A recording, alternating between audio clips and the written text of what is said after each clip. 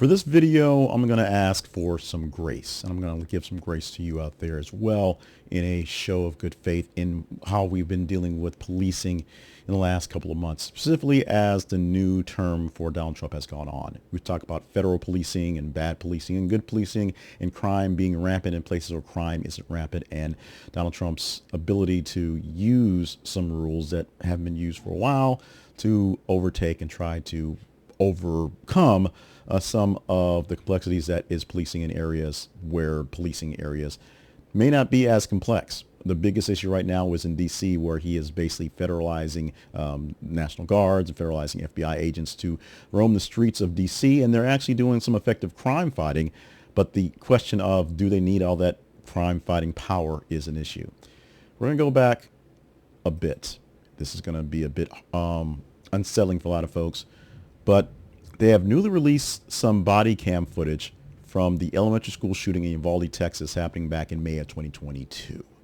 And this is an issue that has had all of us up in arms and still has in arms today about how when bad policing is pretty obvious is what we have. This is a picture from body cam. It's one of the cleaner pictures we have. They're not brandishing guns inside of the picture in the elementary school because that's what people want to see in the big flashy stuff. This is just a picture to represent what was going on that day. But the pictures that are really chilling are body cam footage of officers who were outside the building being essentially accosted by parents who needed something to go on inside the building while the shooting was going on. They wanted some sort of action to save their kids, and they weren't getting it. One of the videos show a parent yelling, "My kids are in there," while another one stating, "You either go in there or I'm going in." There were desperate pleas. Officers remained outside as the attack progressed, as we all know, and many folks have been fired, removed, retrained from this incident. But this is just a bad day, a bad policing in a very bad way. Now, the footage reveals nearly 400 officers were on scene when the activity was going on, the active shooting was going on for about 70 minutes, and no one engaged with anything. They stood outside the classrooms, outside the buildings. They struggled with leadership and confusion on how to do tactical things. It's the basic parts of policing and dealing with the situation. They even suggested that using gas or searching for a key to basically try to make the damage lessened while children and teachers remained inside, and the damage definitely was not any lessened. The video from this new camera footage shows why the years of legal action have gone forward by media outlets and victims to get these pictures out there. Transparency was definitely not the case on that day, and why they fought so hard to see what was going on. An uncle of the victim named Jesse Rizzo said that while not all families may be ready to view the footage, those who may want to may find a bit of healing, some bit of closure, the answers they need. Unfortunately, they're not great answers, which is why some families may not be ready for this. Now, very early in the investigation, it was discovered that the deputies on site had visited the shooter's home months before and talked to his mother, who actually expressed fear in the young man what was going on, but actually did no preventive actions from that one. They just basically a home check and went home. Justice Department criticized the police response as a cascade of failures from the home check to the actual day. 2 officers, including a school district police chief, now face criminal charges for the activity that happened.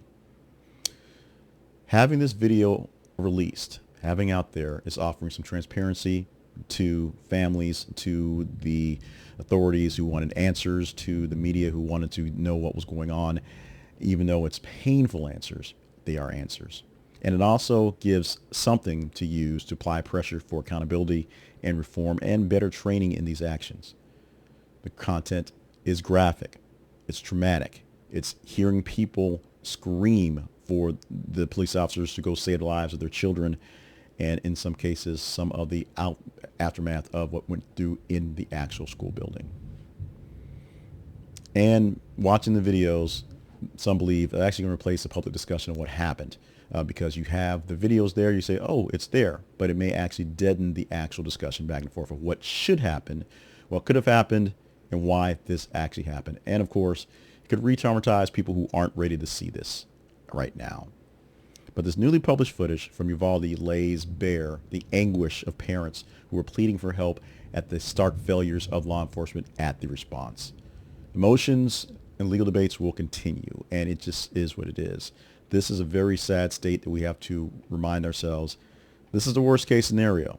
There are better outcomes, and there are outcomes that still have, unfortunately, tragic events, but not quite as severe as what happened. And it could not have been any easier to try to intervene and make this a less severe activity. Communication was bad. There was plenty of police officers on scene. None of them coordinated. No one knew exactly who was in charge and what to do. One thing to say about Donald Trump and his over-policing right now, he has an idea, he has a plan, he has a plot to put into place. Unfortunately, it seems like bazookas to take out flies in situations. And we are already debating those discussions in the videos that we've talked about in those incidents. And I'm glad for the conversation on that one. I need conversation on this one. A bit more somber, a bit more serious, a bit more reflective, and one that may engage some actual answers. What could have been done better that day? Everything done was wrong, but what 1, 2, 3 things could have made things a bit simpler, a bit easier, more manageable in the situation?